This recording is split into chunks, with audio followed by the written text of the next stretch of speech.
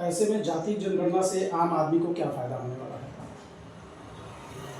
देखिए, मैं सबसे पहले समाजवादी पार्टी के राष्ट्रीय अध्यक्ष माननीय अखिलेश यादव जी को बधाई देता हूं और उनके प्रति आभार व्यक्त करता हूं कि उन्होंने डॉक्टर राम मनोहर लोहिया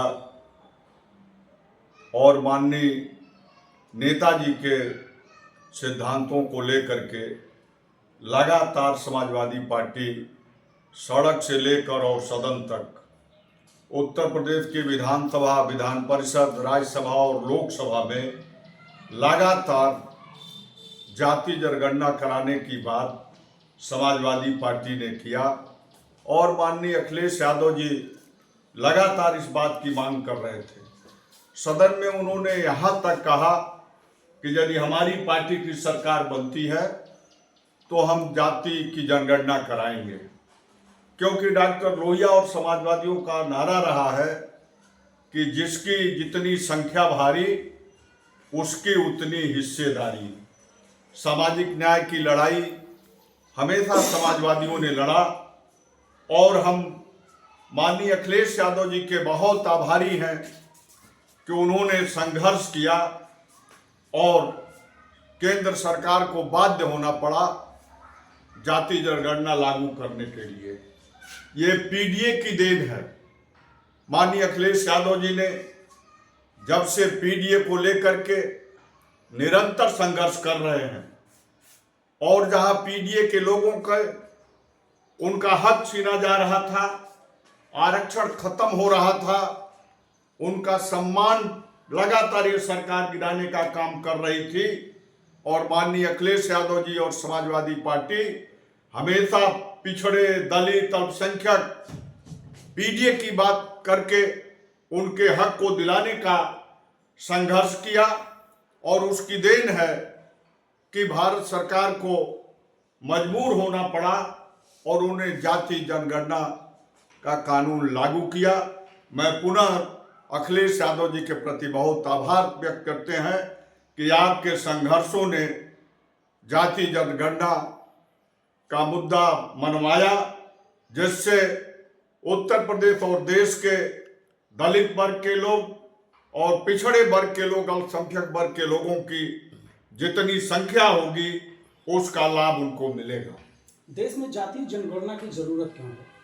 देश में जाति जनगणना की ये मांग कोई नई मांग नहीं थी।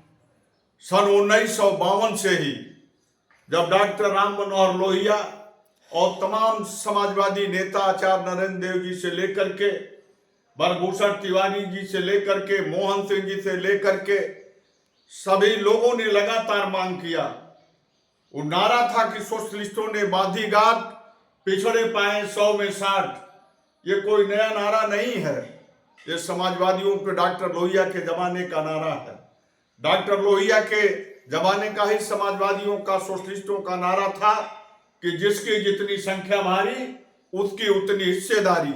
इसलिए जाति जनगणना पे समाजवादी हमेशा जोर दिए और माननीय अखिलेश यादव जी लगातार इस पर संघर्ष कर रहे थे कि जब जात की गणना हो जाएगी तो किसी के साथ भेदभाव नहीं होगा और संख्या के अनुसार उनका हक मिलेगा, उनको रोजगार मिलेगा, उनको नौकरी मिलेगी, उनको सम्मान मिलेगा।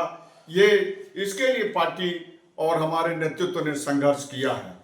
जाति जनगणना से भारतीय राजनीति में किस तरह के बदलाव हो सकते हैं? जाति जनगणना के आधार पर भारतीय राजनीति में आने वाले दिनों में बहुत बड़ा बदलाव होने वाला है, क्योंकि आज पीडीए समाज जान चुका है, चाहे प्रदेश की सरकार हो चाहे केंद्र की सरकार हो, लगातार पीडीए समाज के लोगों का अपमान हो रहा है, उनका हक छीना जा रहा है, उनके साथ नाइंसाफी हो रही है, उनके साथ अत्याचार हो रहा है, उनके साथ लूट हो रहा है।